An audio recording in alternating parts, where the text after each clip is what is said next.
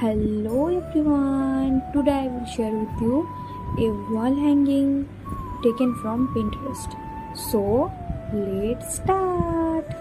তো প্রথমেই আমি একটা কেকের বোর্ড নিয়েছি আর এগুলোকে আমি সব কালেক্ট করে রাখি কিছু না কিছু বানানোর জন্য। তারপরে টিস্যুগুলোকে নিয়েছি, জলের মধ্যে কিছুক্ষণ ভিজিয়ে রেখেছিলাম। তারপরে এর মধ্যে আমি প্রথমে দিচ্ছি হচ্ছে ফেভিকল আঠা, আর এখানে একটা মেজার করে ছোট্ট সার্কেল করে নিয়েছি, মানে রং দিয়ে একটুখানি।